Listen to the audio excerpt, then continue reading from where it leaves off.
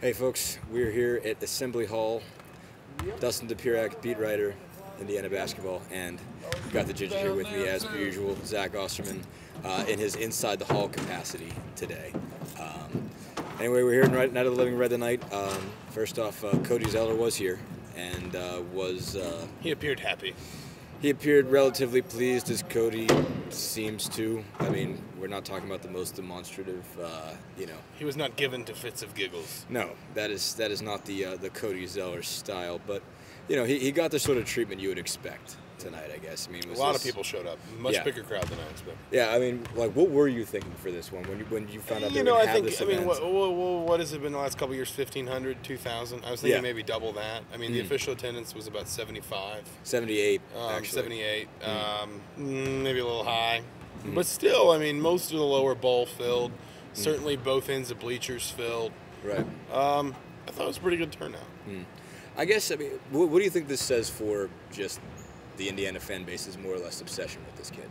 I think it says a lot, but I wonder if Cody Zeller isn't maybe just kind of emblematic of an Indiana fan base that's interested again, and it's maybe manifesting itself. I mean, I'm not saying they weren't interested before, but something that I heard a lot of fans joke about was, can I just turn my brain off? Is there a drug I can take to forget these next 2 or 3 years and then just start? Just wake up when it's 2011 or 2012. Yeah, exactly. I think that maybe you're seeing that reawakening a little bit, and I think Cody Zeller, it's manifesting itself through him because he's a 5-star prospect. He's the third Zeller. Yeah. Obviously, that's all been He's well a Southern documented. Indiana kid. Yeah.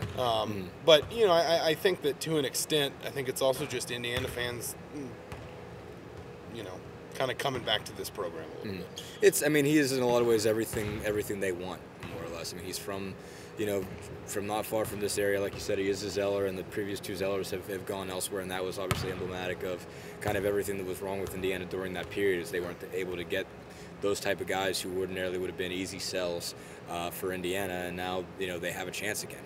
Well, and I think I've said this, and maybe I'm reading too much into it, but I think each of the Zellers was emblematic of what was wrong with Indiana at that given time. Right, exactly. Mike Davis There were 2 struggled different so much in situations at state, the time. And Tyler was kind of. I mean, I don't know that anyone ever said this, but the NCAA sanctions kind of did Indiana in when it came to Tyler. Sure, and he wasn't. I don't imagine Tyler was not your classic Kelvin Sampson All-Star either. No. No. not really. And that's as far as we'll go with that. Yeah. But no. No. But I mean, also Cody. I think obviously maybe the even bigger thing with Cody, as good as a player as he is on his own, is his kind of ability to sort of. The degree to which everybody in the state, I guess, kind of looks up to him, especially those players that are in the Indiana Elite program. He was obviously sitting tonight with Austin Etherington, who has become, I guess, more or less the chief recruiter for this class. I mean, that guy gets after it. I mean, he's also kind of like the social chair for like Indianapolis area basketball players. It just seems like, I mean, you look at what that kid says on Twitter. He's getting after it every single day. He's talking to Gary. He's talking to with Farrell. the female AAU scene from Marion this weekend, guys.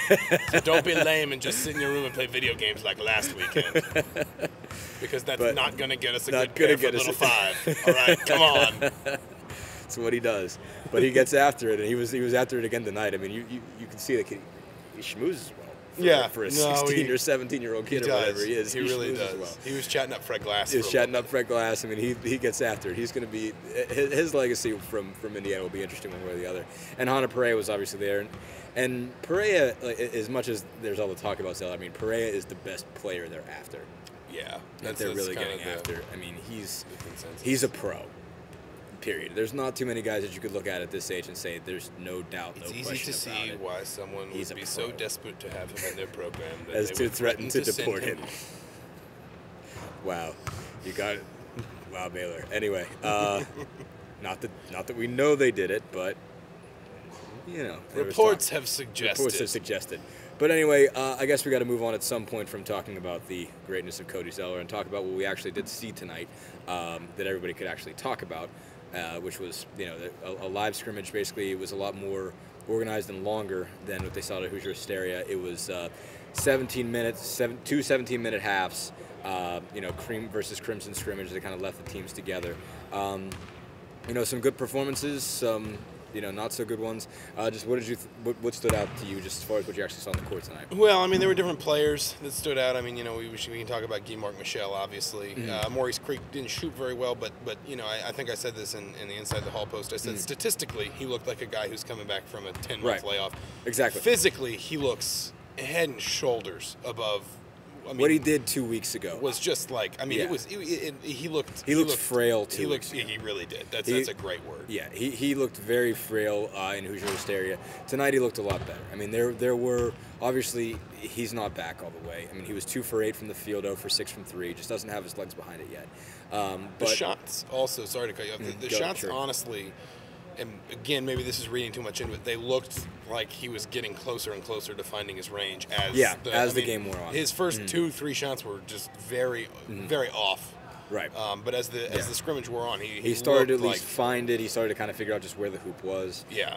He did, as the game wore on, seem to get a better feel. And he ran well enough that he looks like he's got some movement there. It's not there yet, and really I don't. I don't think Crean expects it to be there at least in November or December, really. I mean, I think it's obvious to Tom. He said it a few times. We can't really have an expectation level for him right now. I mean, he's coming back from a major injury. It's going to take him longer than he, really understands. He said a bunch of times it's not the knee that's still hurting him. It's all the strength that he's lost by not being able to do anything on those legs. And he's got skinny legs to begin with. Yeah. So he doesn't have a lot of strength in there, and he's definitely trying, to bring some of that back together. You mentioned Michel at the beginning. I mean, what did you think about him tonight? Obviously, he had 14 points, 10 rebounds in the scrimmage. Well, I mean, he's not Tijon Jobe. No. And he's not Bawa Maniru. No. I mean, you can go declare ahead and that for that absolute fact. He can control his body for someone his size. He knows how to play. He knows how to play to that size. He's good offensively and defensively. Both he and Crean praised or talked positively about his conditioning. He didn't really look like he was ever lagging that much tonight. No. And he had before. Yeah, and he very much had. You never want to set the bar too high for a JUCO kid. Not a lot was known about him. But I was sitting there after talking about him on Inside the Hall after everything was done, and I was trying to reel off a list of kids in the Big Ten that I thought could handle him if he plays consistently, if he improves on what he did tonight and plays consistently that way. And the list isn't very long. I mean, and this isn't to say the kid's going to average a double-double, but it's just his sheer size. Yeah, is huge. I mean, I think he, in terms of his effectiveness, I mean, I kind of look at kind of a ceiling for him as sort of Dallas Lauderdale. That's the name I came up with as the guy who I thought could match him. Yeah, no, he's the type of guy, I don't see him, his offense is so far beyond what Tijon Balwell could ever do, but it's still, not. You're not looking at Patrick Ewing or Hakeem Olajuwon here. I mean, this is not a guy who has just brilliant post moves. There's still kind of some stiffness to his game, some awkwardness to his game, but it's so much further along than those guys. I mean, he has moves. He has a nice little jump hook, that's coming along. I mean, obviously he threw down some thunderous dunks today, and he got himself in the right position, which I think was really key. That's a good point. There were guys. I mean, as Crean said, players were finding him, and he was getting in a position where, if somebody was driving and, a defender was going to collapse on the guy who had the ball, he was in the right position to get the feed from them and dunk the basketball. He did that. Crean said that was the best he'd done with just kind of relating to, to dribble penetration that he has all year, and he looked very good. Oladipo found him a couple times. Some other guys found him a couple times, just wide open for easy dunks. And it was because he was in the right place. I mean, it was not entirely just because of the drive by another guy. I mean, he had to make a play to get there, and it was, obviously more coordinated than you would have seen from Tijon Bawa. Some other guys that look good. Daniel Moore played like, a pain in the butt that he's supposed to be. He had 18 points. And he also played like one of the most steals. experienced players on the team. He did. He also looked like he knew where the passes were supposed to go. Yeah, and he jumped the routes all the time. He was just like a cornerback in a football scrimmage that knows where the out, when the out route's coming and when you can go pick it. Watford talked about that a little bit. Yeah, but I mean, if you were Daniel Moore, that's what you would do, and that's what I would do. Oh, yeah. For sure. Derek Elston didn't start off well, ended up with 12 points, kind of brought it together. It was interesting that Crean said after the game that Elston, he felt like his timing was off. Because Well, he hasn't been practicing a but I felt like he played fairly well. Especially toward the end. Yeah. Early on, not so much, but toward the end he did. We're running out of time, so thanks, everybody. Sorry, Ginger takeover there at the end. It happens.